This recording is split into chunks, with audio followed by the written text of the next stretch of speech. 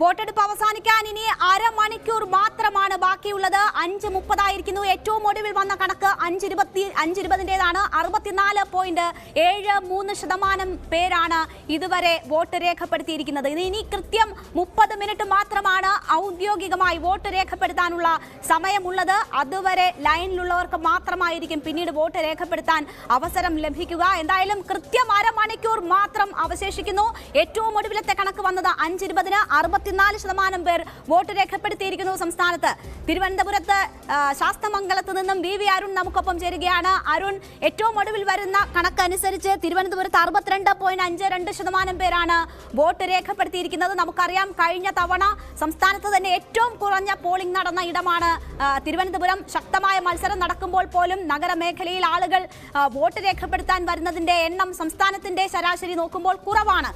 എന്താണ് ഇപ്പോഴത്തെ അവസ്ഥ? ഇത്തവണ ശക്തമായ ത്രികോണ മത്സരമാണ് നടക്കുന്നത്. ഒരു മുന്നണിയും പിന്നോട്ടില്ല. നഗരമേഖലയിൽ ഉൾപ്പെടെ കാണാൻ കഴിയുന്നത് എന്താണ് അവസാന മണിക്കൂറിൽ?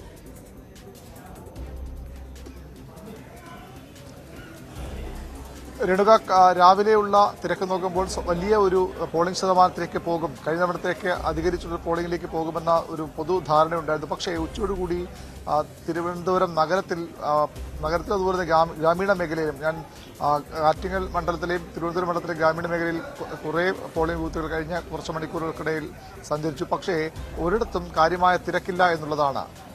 കഴക്കൂട്ടം മേഖലയിൽ ചിലയിടത്ത് ചന്തവിള സ്കൂൾ പോലുള്ള സ്ഥലങ്ങളിൽ വലിയ തിരക്ക് കഴിഞ്ഞ നേരത്തെ VR കാർത്തിക് റിപ്പോർട്ട് ചെയ്തതിനപ്പുറത്തേക്ക് പലയിടത്തും തിരക്ക് കുറഞ്ഞു ഉച്ചയ്ക്ക് ശേഷം എന്നുള്ളതാണ് ഏറ്റവും പ്രധാനപ്പെട്ട കാര്യം. രാവിലെയുള്ള വലിയ ഒഴുക്ക്, ആദ്യം എന്തുകൊണ്ട് ജനം ഇങ്ങനെ ഒരുമിച്ച് ജനം വളരെ നേരത്തെ തന്നെ വോട്ട് ചെയ്യാനെത്തുന്നു, അതെന്തെങ്കിലും രാഷ്ട്രീയ സൂചനയാണോ, എതിർപ്പാണോ തുടങ്ങിയ വലിയ സംശയങ്ങളൊക്കെ പല കോണുകളിൽ ഉയർന്നു വന്നിരുന്നു. ശക്തമായ പോളിംഗ് ഉണ്ടാകുമെന്ന് മനസ്സിലാക്കി അത് തങ്ങൾക്ക് അനുകൂലമെന്ന് LDF-ഉം UDF-ഉം BJP-യും ഒക്കെ അവകാശവാദം ഉന്നയിക്കുന്നു. പക്ഷേ അത്തരത്തിലേക്ക് വലിയൊരു പോളിംഗിലേക്ക് കാര്യങ്ങൾ പോകില്ല എന്നാണ് ഇപ്പോൾ മനസ്സിലാക്കേണ്ടത്. കഴിഞ്ഞ തവണത്തെ അത്രയും പോളിംഗിലേക്ക് സംസ്ഥാനത്തെ പോളിംഗ് നില എത്തില്ല. 77.84 ആയിരുന്നു കഴിഞ്ഞ വർഷത്തെ പോളിംഗ്.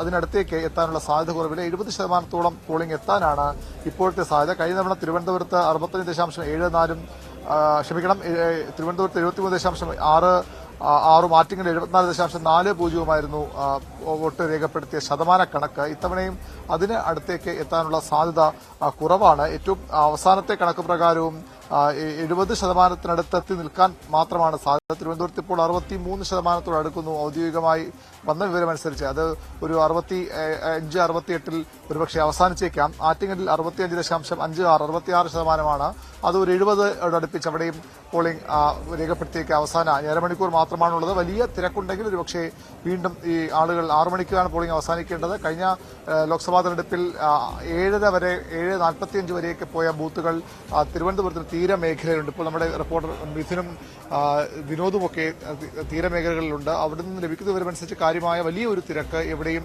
കാണാനില്ല.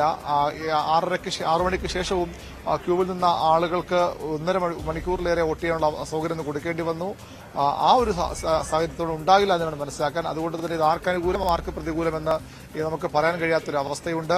വലിയ രീതിയിലുള്ള പോളിംഗ് വന്നപ്പോൾ തന്നെ ഏറ്റവും അധികം അവകാശവാദവുമായി എത്തിയത് UDF ആണ്. തങ്ങൾക്ക് സർക്കാരുകൾക്കെതിരെ, സംസ്ഥാന സർക്കാരുകൾക്കെതിരെയുള്ള ജനങ്ങളുടെ എതിർവികാരം ശക്തമായി അലയടിക്കുന്നതാണ് ഈ പോളിംഗ് ശതമാനം എന്ന കണക്ക്.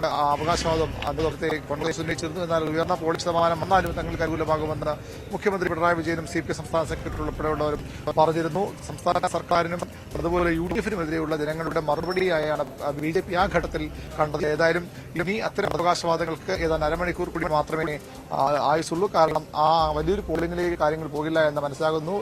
സൂചിപ്പിച്ച പോലെ KPCCയുടെ താൽക്കാലിക അധ്യക്ഷൻ M. ഹസൻ മാധ്യമങ്ങളെ കാണുന്നുണ്ട്. മറ്റ് കേന്ദ്രങ്ങളിലും പ്രതികരണങ്ങളുണ്ടാകും. ഏതായാലും വലിയൊരു പോളിംഗ് ശതമാനത്തിലേക്ക് കാര്യങ്ങൾ പോകുന്നില്ല. തീർച്ചയായും വലിയൊരു പോളിംഗ് ശതമാനത്തിലേക്ക് കാര്യങ്ങൾ പോകുന്നില്ല. അങ്ങനെ ജനങ്ങൾ ഒരുമിച്ച് അല്ലെങ്കിൽ വലിയൊരു തരംഗം നിലനിൽക്കുന്നില്ല എന്ന സൂചനകളാണ് ഏറ്റവും ഒടുവിൽ വരുന്ന പോളിംഗ് ശതമാനം നൽകുന്നത്. അങ്ങനെ ജനങ്ങളെ പോളിംഗ് ബൂത്തിലേക്ക് എത്തിക്കാൻ ഏതാണ്ട് 2 മാസത്തോളം നീണ്ട പ്രചാരണ പ്രവർത്തനങ്ങൾക്കായിട്ടില്ല. ഒരുപക്ഷെ കഴിഞ്ഞ തവണത്തേതിന് സമാനമായ ഒരു നിലയിലോ അല്ലെങ്കിൽ അതിൽ താഴെ പോളിംഗ് ശതമാനം എത്തും എന്നതാണ് ഇപ്പോൾ ലഭിക്കുന്ന കണക്കുകളിൽ നിന്ന് മനസ്സിലാക്കേണ്ടത്. ഏറ്റവും ഒടുവിലത്തെ വിവരം വരുമ്പോൾ 64.73% പേരാണ് സംസ്ഥാനത്ത് വോട്ട് രേഖപ്പെടുത്തിയിരിക്കുന്നത്. അത് 5:20 വരെയുള്ള കണക്കാണ്. ഇപ്പോൾ 5:30 പിന്നിട്ടിരിക്കുന്നു.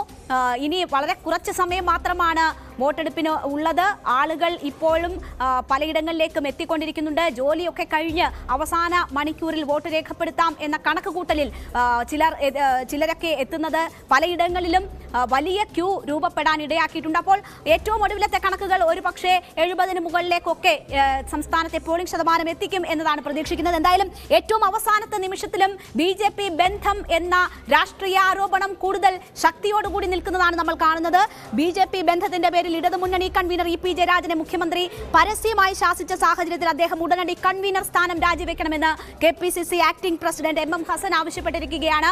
ഈ വിഷയം രാവിലെ മുതൽ വോട്ടെടുപ്പ് തുടങ്ങിയ സമയം മുതൽ തന്നെ വലിയ ശക്തമായ വിഷയമായി സംസ്ഥാനത്ത് ഉയർന്നു നിൽക്കുകയാണ്. പല പ്രതികരണങ്ങൾ ഇതുമായി ബന്ധപ്പെട്ട് വന്നു. ഏറ്റവും ഒടുവിൽ EP ജയരാജനെ പുറത്താക്കണമെന്ന ആവശ്യം UDF ഉന്നയിക്കുകയാണ്. MM ഹസന്റെ വാർത്താ സമ്മേളനം 7 മണിക്ക് വെച്ചിട്ടുമുണ്ട്.